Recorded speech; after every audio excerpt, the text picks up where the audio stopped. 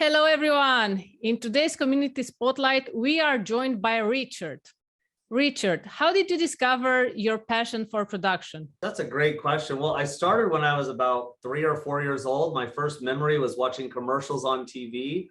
And my mom used to laugh at me because I'd watch the commercials and I wouldn't watch the cartoons. And she thought something was wrong with me. But one of the things I really enjoyed from commercials was this short form story. It had a beginning, a middle, and an end, and it was 30 seconds. I got the story. I guess I might have had a short attention span. And I discovered at about 4 years old that I wanted to do commercials for a living.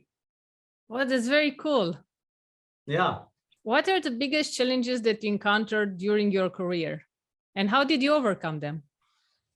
Well, there's always challenges. I'm still facing them, but as I was growing, there was probably more than there is now. You develop systems and ways to solve problems and get better at what you do. But some of the key things were initially starting out, I helped start the online corporate video production industry. So in 2006, I started doing commercials for online, and it really wasn't a thing at the time. So my first issue was that people didn't understand that YouTube would be at the center of our hearts and minds. And I sort of had this vision in the future, and I'm like, everybody's going to love YouTube.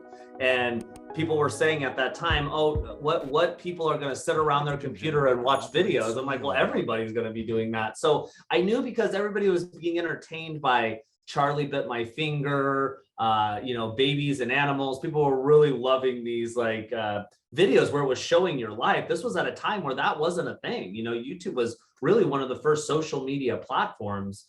And the fact that it included video, I knew it would be very powerful. So back to my first problem was explaining to businesses and people that I wanted to attract that this was an important thing.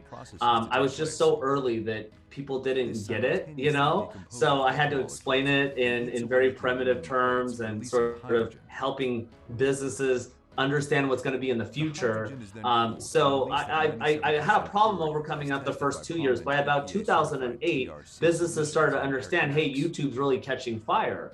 And they had to start adjusting. Businesses had to start being on YouTube because so much consumer attention was being spent there. And so at that time, it became a little easier to explain the concept. But then what started happening was the next issue was price to quality to benefit to company ratio. So they didn't understand that to get a good video, it was quite an investment, but they needed to do it in ways that were going to suit their goals, whether that was to communicate entertainment or a promo video or an ad. It was the ability to communicate the value of video to business owners in the next stage. And so that happened from about 2008 to about 2012. And then future innovations started coming up that presented more issues, which was like the VR world. VR came out in 2012, and we all thought that that was going to catch fire like video on YouTube. And it has to certain communities, like gamers, for instance, really tech forward people. So there's a huge community that went to VR, but it really hasn't been mainstream adopted quite yet. So I started preaching the VR thing back in 2012, and I did a project for Hyundai Translate.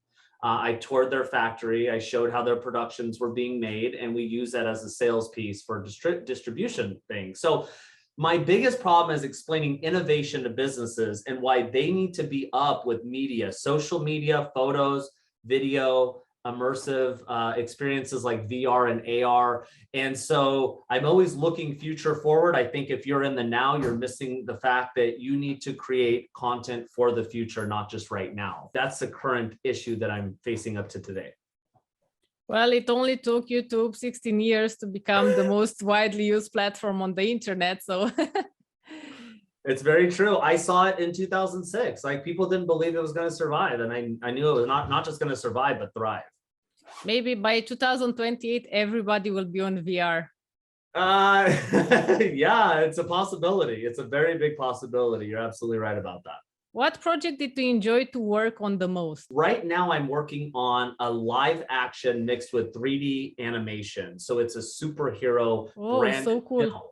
Yeah, so cool. It has like 12 different characters. We shot a lot on Hollywood green screens. We had costume and design from the prop center in Hollywood that did Iron Man, Avatar. They did all of our costume and design for the superheroes. We shot in massive green screens. It's really an amazing piece of work. It's about 30 minutes long. And it's actually there to sell dental products to children. But the way we have structured it is to be exceptionally entertaining to get kids to fall in love with these characters and then beg their parents to buy the products, right? It shows how the superhero in the end, which is this little boy, has went through all these trials and tribulations in his life and how the superheroes have been part of that, but how brushing your teeth and taking care of your mouth makes you a superhero, you know? So that's exciting to be able to create something that's not just a commercial, but it's really a short film with 3D character animation. And the really cool thing about it is we've broken a lot of rules to make this. So we're not using traditional 3D animation and green screen compositing. We're totally reinventing the workflow for 3D animation with this while using live action. So you have a lot of characters and animation in the scenes with real life. So a lot of cool, sort of augmented reality and 3D stuff mixed with the live action. It's just incredible. It seems like innovation is your second nature. Thank you. Appreciate that. What advice would you give to those who are just starting? Yeah, well, if you're starting out, you first need to know it's a very competitive field right now. You know, when I was starting, I had the luck of the draw that not everybody was doing it. And I think the main thing I focused on was how do I get the most visibility for the least amount of action? And at that time, it was SEO, search engine optimization. I would say if you're starting a video or a photography or media company, you need to focus on getting visible. Now, back in my day, it sounds so old, but back in my day, SEO was like the main way to get attention online. Now we have social media. So no matter where or how you're starting out, look for how you can get the most attention. Like some people are crazy about TikTok or Instagram or Snapchat or Facebook or LinkedIn. There's all these great social platforms where you can get your name out. But if you want to get into corporate production, one of my biggest tips is study SEO and study how SEO works, because a corporate marketing director, how they mainly find me is through Google search. So if you search corporate video production in my city, I'm number 3 on Google. If you search San Diego video production, I'm number 1 on Google. You have to get visible. People have to see your work, and your work has to be good, and it takes some time. So I'll give you a couple really quick tips. Number 1 is patience. Okay. Number 2 is having objectives and goals in mind. Like, what do you want to achieve? And number 3, if you can get specific about who you're reaching, it's better these days. Like, I serve a bunch of different industries, but if you focus on like tech, for instance, consumer electronics, SaaS business, B2B business, hardware and software, I'm really focused on that because that's a big, huge emerging industry. So have patience, have goals and objectives you're working towards, and focus on a niche that you can go ahead when you're prospecting. You can say, hey, I specialize in tech. Those are my 3 tips. So there's a whole bunch of things you also need to focus on, but keep just a few in mind. Stay focused, keep your attention on your goals, and write your plan down. And you'll succeed and you'll fail, but the biggest thing about success is how you fail. You got to fail to succeed. And if you're afraid of failing, you will never succeed. When you're young, you get your feelings hurt because failure hurts, but as you get older, you start getting a little more callous. You're able to take failure with a grain of salt, so to speak, and just perseverance. So when that happens, figure out, what did I do wrong? How can I do it better next time? Learn from your failures. Don't get consumed and get a bad attitude because of your failures, because then you're going to go work for somebody else. You're always going to be an employee. You're never going to be a leader.